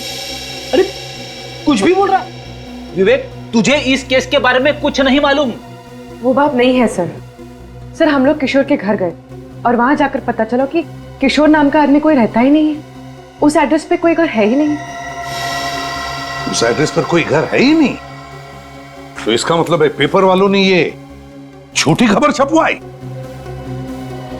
सर निशिकांत ने एक खबर लिखी नहीं है, मगर ये अखबार उसने छुपा के रखा था, तो जरूर इसमें कुछ ना कुछ होगा सर। और दया, इस खबर की वजह से ही निशिकांत का खून हुआ है। विवेक, पूर्वी, काम करो, इस पेपर के एडिटर के पास जाओ और उससे पूछो कि ये स्टोरी किसने लिखी। Yes sir. पर सर ये स्टोरी नकली है तो फिर छापी क्यों होगी?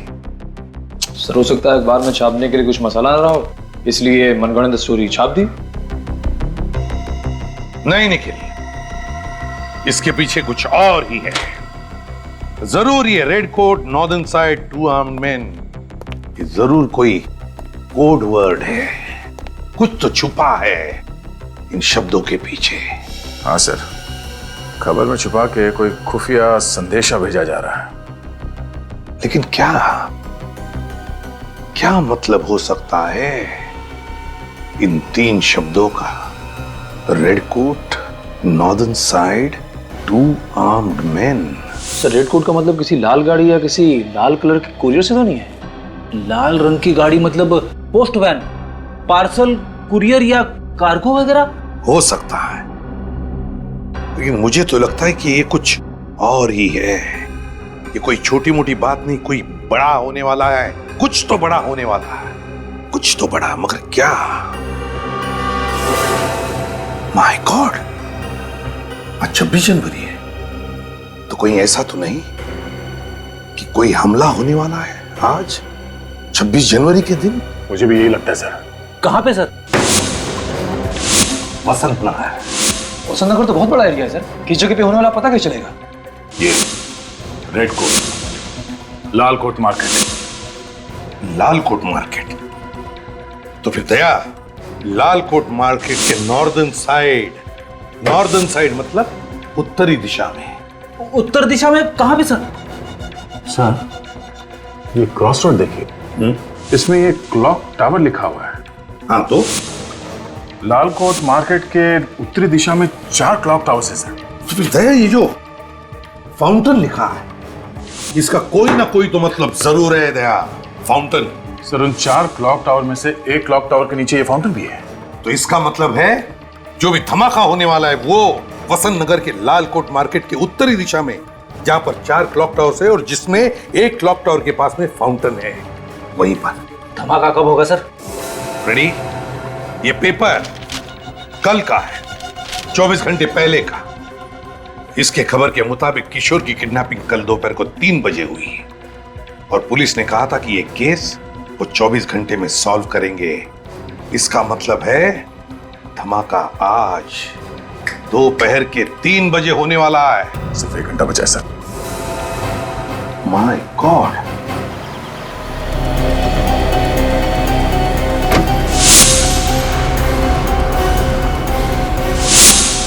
तीन बजने में 5 मिनट बाकी है।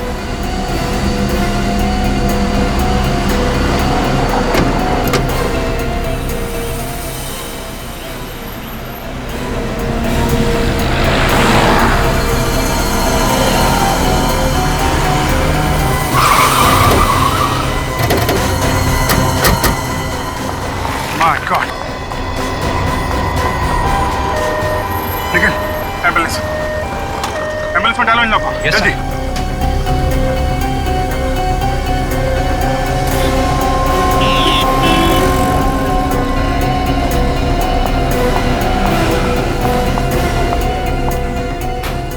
संभाल के।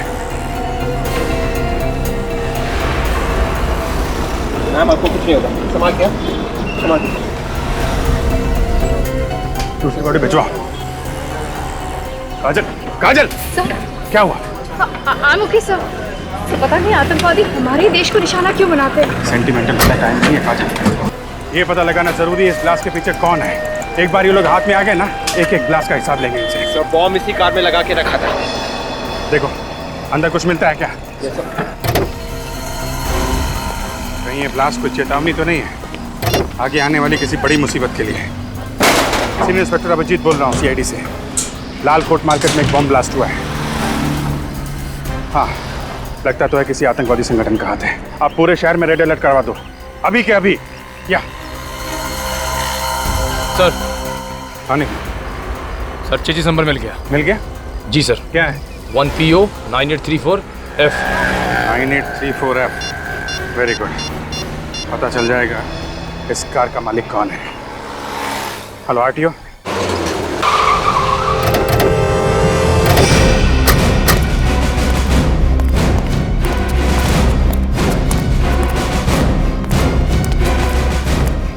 जी कहिए, किसे मिलना है आपको? प्रतीक से मिलना है। नहीं प्रतीक हूँ। ZX097097, ये तुम्हारी गाड़ी का नंबर है? जी हाँ, पर वो गाड़ी तो मैंने 20 दिन पहले बेच दी। आतंकवादियों को बेच दी? आप लोग है कौन? आतंकवादियों के बाप, CID। क्या हुआ सर, मेरी गाड़ी को क्या हुआ? बॉम्ब ब्लास्ट हुआ है, 150 लोग मारे गए। ब्लास्ट? सर मेरे यकीन कीजिए सर, मैंने वो गाड़ी 20 दिन पहले बेच दी। कार किसे बेची? सर वो शेरा नाम के किसी आदमी को। शेरा का एड्रेस तो होगा ना, कहाँ रहता है शेरा? वो तो पता नहीं है सर। तुमने शेरा को कार बेची और तुम्हें मालूम नहीं कहाँ रहता है? उसका एड्रेस नहीं है तुम्हारे पास? सर मेरे बेटे ने इंटरनेट पे ऐड डाली कार बेचने के लिए। शेरा ने सारे डील वही मंजूर कर ली। बिना कार को देख के उसने खरीदने के लिए हाँ कर दिया? सर वो मेरे बेटे ने कुछ फोटोज डाली थी कार की, तो शेरा को कार पसंद आ गया। तुम्हारे बेटे को बुलाओ। वो तो पुणे गया है सर, ऑफिस के काम से। I see। अच्छा, इस शेरा ने पेमेंट चेक से किया होगा? नहीं सर, शेरा ने मेरे बैंक अकाउंट में कैश जमा करवा दिया था और फिर घर आकर कार की चाबी ले गए। शेरा घर आया था तो तुमने उसे देखा है? उसका स्केच बनवा सकते हो? नहीं सर, वो जब आया था घर पे मैं था नहीं घर पे। तो खुद आके तुम्हारे घर के अंदर से गाड़ी की चाबी लेके गया? सर मेरे नौकर ने दी थी चाबी। नौकर को बुलाओ। उसे तो मैंने पिछले हफ्ते ही नौकरी से निकाल दिया था, अब पता नहीं कहाँ होगा। कमाल है सर, इसके पास तो सभी बहाने पहले से ही तैयार है। शेरा का ईमेल एड्रेस है या वो भी नहीं है तुम्हारे पास? हाँ सर, ईमेल एड्रेस है। चलो शुक्र है, किसी चीज के लिए तो हाँ बोला तुमने। लेके आओ। सर रागिनी का जरूर उन लोगों के साथ कनेक्शन है जिन्होंने बॉम्ब ब्लास्ट करवाया था, और इसीलिए उसने पेपर में वो झूठी कहानी छपवाई थी। देखने में एक कहानी, और असल में बॉम्ब ब्लास्ट करने वालों के लिए वो कोड वर्ड था। और निशिकांत को इस बात की भनक लग गई थी, शायद इसीलिए रागिनी ने उसका खून कर दिया। काजल, तो पीछे देखो। चलो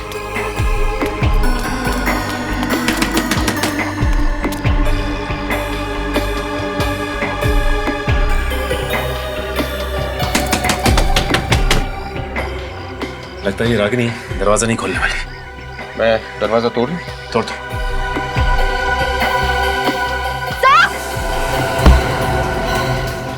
क्या हुआ काजल? सर रागिनी यहाँ से भाग रही है। ओह माय गॉड, विवेक तुम उधर जाओ, मैं यहाँ देखता हूँ।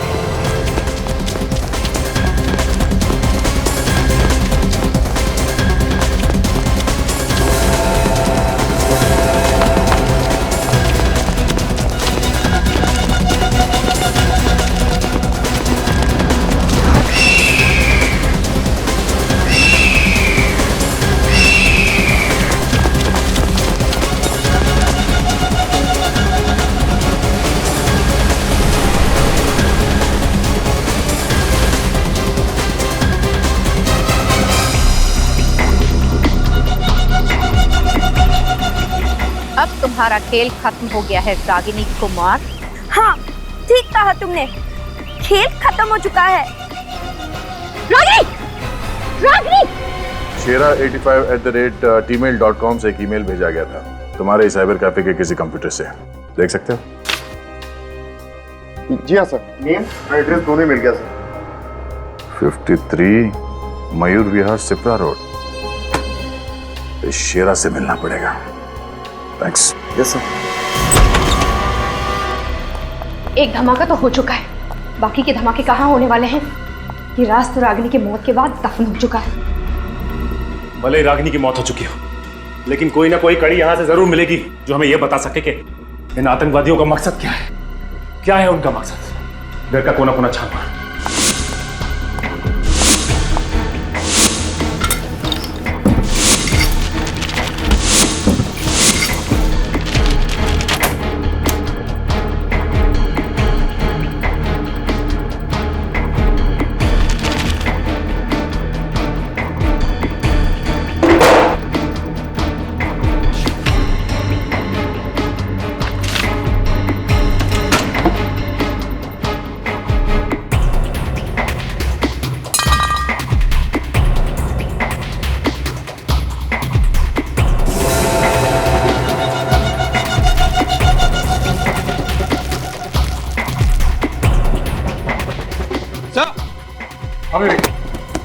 क्या मिला? गन। ये तार, इस पे खून लगा हुआ है। कहीं ये वही तार तो नहीं जिससे निशिकांत का खून किया गया था? हो सकता है।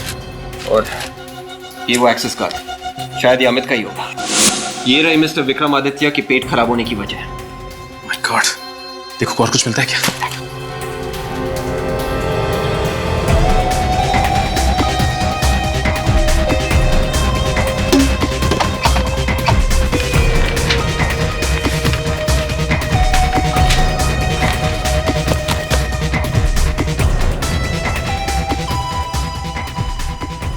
ये देखिए सब। दादा जी, इतने सारे पासपोर्ट। एक ही शक्ल है, पर हर पासपोर्ट में नाम अलग अलग है। प्रीति, अमृता, शिल्पा, नुपुर, कामना, लक्षिता। और यहाँ पे ये रागिनी बन के रह रही थी, और उसने अखबार में जर्नलिस्ट की नौकरी भी की ताकि आसानी से छुप छुप के आतंकवादियों को मैसेज भेज सके। इन लोगों ने काफी लंबी प्लानिंग की है। अखबार में आर्टिकल्स और क्रॉसवर्ड के जरिए पूरे देश में आतंकवाद फैलाया जा रहा है। हाँ विवेक, इसका लैपटॉप चेक करो, देखें क्या मिलता है।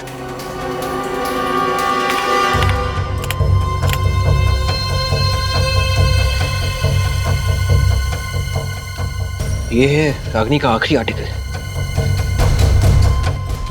आर्टिकल पे आज ही की तारीख लिखी है। फिर तो इसमें भी कोई सीक्रेट मैसेज होगा उन आतंकवादियों के लिए। मगर आज का अखबार तो छप चुका है, हमारे पास वक्त भी बहुत कम है। न जाने कितने मासूम और बेगुनाहों की जान जा सकती है अगर हमने उन्हें वक्त पे नहीं रोका तो।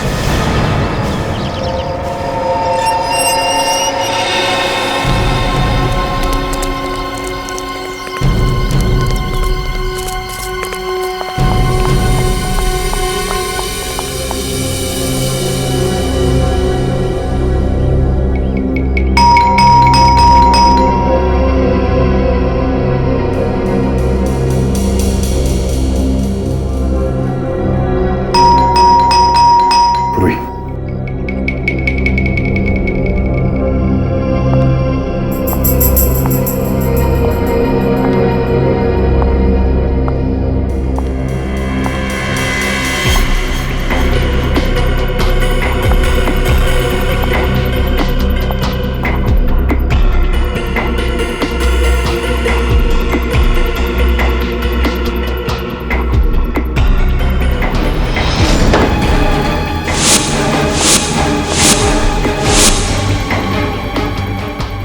अंदर तो कोई दिख नहीं रहा। आतंकवादियों ने अपना ठिकाना बदल तो नहीं दिया? सर कहीं शेरानी साइबर कैफे में गलत एड्रेस तो नहीं दे दिया? इस घर की अच्छी तरह से तलाशी लो।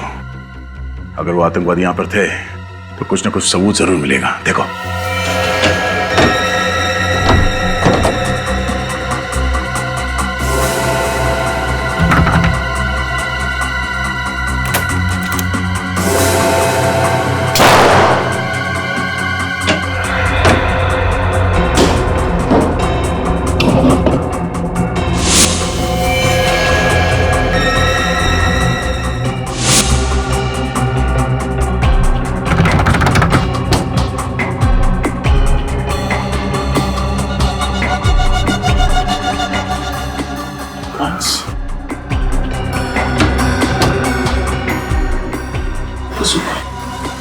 रेडी, गुड भी बोलो इसे।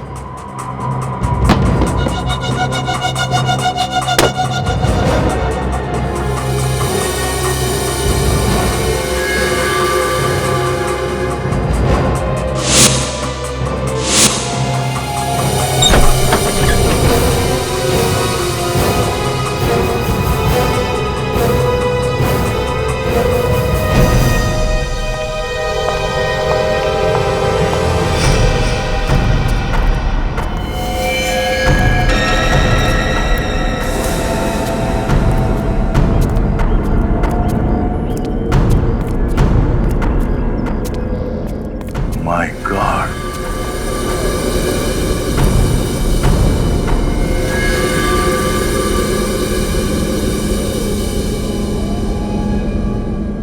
लगता है उन लोगों ने वो बॉम्ब यहीं पे बनाया था। ये लोग एक बार भी नहीं सोचते ऐसा घिनौना काम करने से पहले? उन लोगों के दिलों में नफरत भरी पड़ी है। लालकोट मार्केट पे जो ब्लास्ट हुआ है ये हमारा ध्यान भटकाने के लिए किया गया है। असली अटैक कहीं और होगा सर। क्या ये दूसरा अटैक कहां पर होगा ये मुझे लगता है हमें रागिनी के आर्टिकल से पता चल जाएगा। रागिनी के आर्टिकल से। विवेक, क्रॉसवर्ड पजल हो गया? हाँ सर, क्रॉसवर्ड्स में जो वर्ड्स मिले हैं वो है एंटरटेनमेंट, प्रेशियस, कोचिंग, टाइम और royal. Entertainment, precious, coaching, time और रॉयल। तो इनके कोई कनेक्शन है रागिनी के आर्टिकल में से? रागिनी के आर्टिकल में हमने ये वाले शब्द मार्क किए sir. Club, school, 9 o'clock, necklace of queen pearl. ये क्या हो सकता है? सर, रानी चौक को क्वीन पर्ल नेकलेस के नाम से भी जाना जाता है क्योंकि वहां पे जितनी भी दुकानें हैं वो नेकलेस के शेप में है सर, सेमी एंगुलर शेप में। मतलब अगला ब्लास्ट रानी चौक में होगा? रानी चौक एरिया कोई भीड़ भाड़ का इलाका तो नहीं है।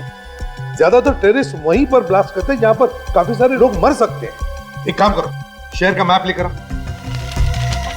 ये देखो, ये रानी चौक इलाका है। अब हम देखते हैं कि क्रॉसवर्ड में ऐसे कौन से शब्द हैं जो हमें बताएंगे कि ये बॉम्ब ब्लास्ट कहां पर होने वाला है रानी चौक इलाके में। सर, क्रॉसवर्ड में ये शब्द है कोचिंग और इस आर्टिकल में शब्द है स्कूल।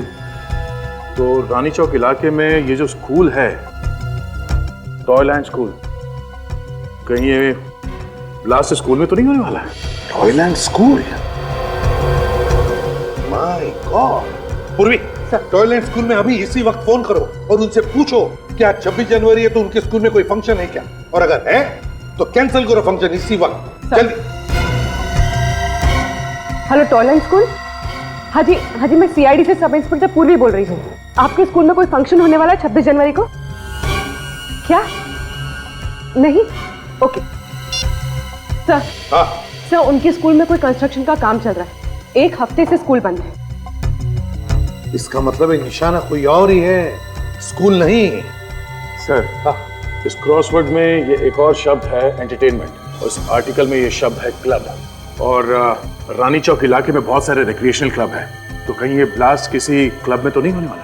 हाँ, हो सकता है। हेलो, हाँ, आतंकवादी संगठन के बारे में पता चल गया? Very good. हाँ, ओके, या, thank you so much. Sir, ये काम किसी तरकश आतंकवादी गुट का है सर। तरकश? क्या इन लोगों ने तो बहुत सारे शहरों में बहुत से ब्लास्ट किए हैं, कितने सारे लोगों की जानें ली है। लेकिन इस बार हम उनका मकसद पूरा नहीं होने देंगे, नहीं होने देंगे मकसद पूरा। विवेक, इंटरनेट से पता लगाओ इनके तरकश की गतिविधियों के बारे में, निकालो कुंडली उनकी। सर,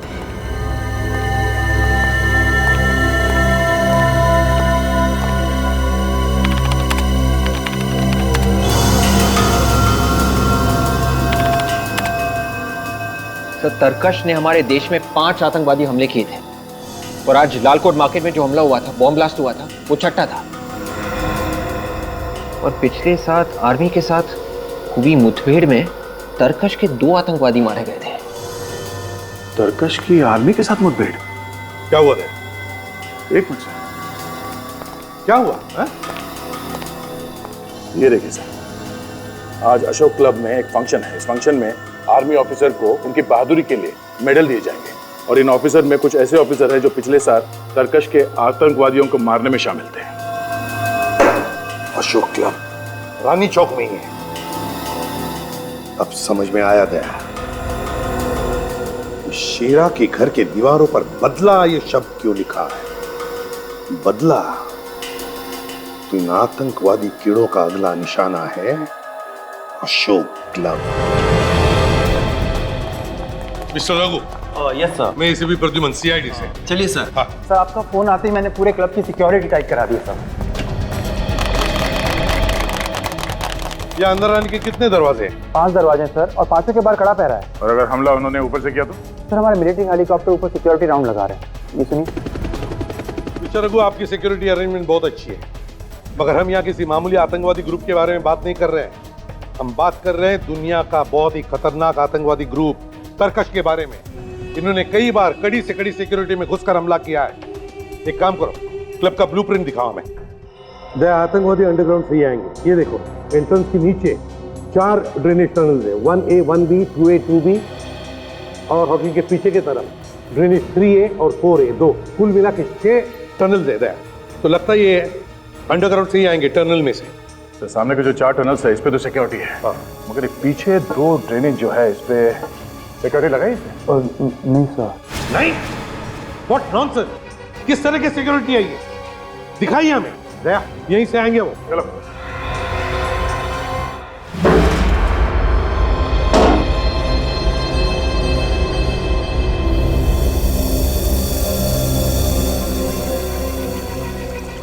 दया, काम तमाम हो गया। हाँ सर। आतंकवादी अंदर घुस गए। जरा मैप ला।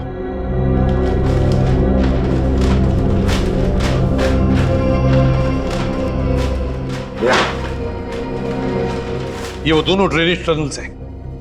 यहां से रास्ता किचन की तरफ जाता है। किचन में छुपे होंगे वो लोग। Let's go. कोई बाहर का आदमी आया? नहीं सर, यहाँ तो सब अंदर के ही लोग हैं। सर, रामू और गणेश को किसी ने स्टोर रूम में बांध के रखा। रामू और गणेश? हाँ जी। किधर? स्टोर रूम में। Oh God! इसमें क्या है? वो लोग थे सर, हमारे कपड़े पहनकर ऑडिटोरियम में गए हैं। तुम्हारे कपड़े पहनकर ऑडिटोरियम में? वेटर के कपड़े पहनकर?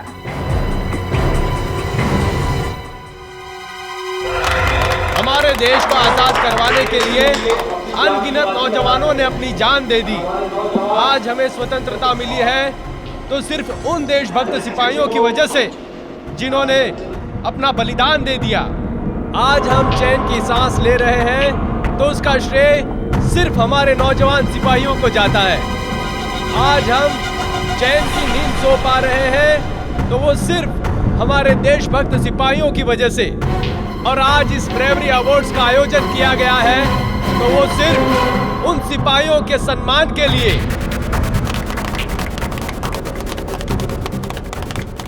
तो हमारे देश वाले चैन से सो सकते हैं। आज उन सिपाहियों को हम सब मिलकर सलामी देते हैं। जय हिंद। सीआईडी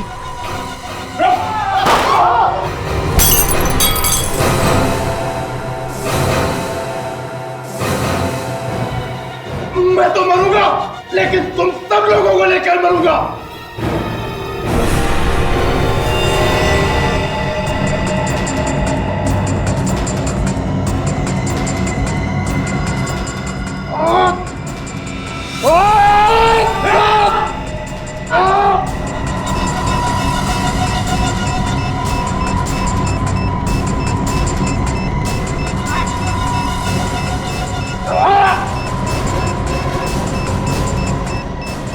सर, और एक बंदा मिला है, सर्कस ग्रुप का चेहरा का साथी है सर, भागने की कोशिश कर रहा था।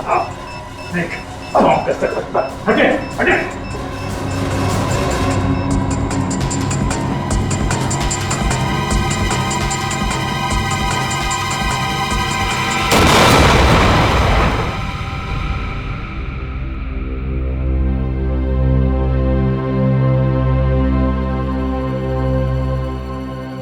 तरकश, खेल खत्म।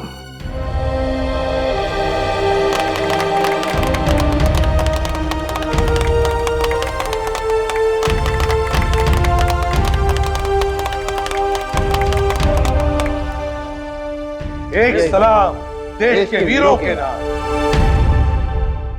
इस तरह के और भी एपिसोड देखने के लिए हमारे चैनल को सब्सक्राइब करें और बेल आइकन दबाना ना भूलें।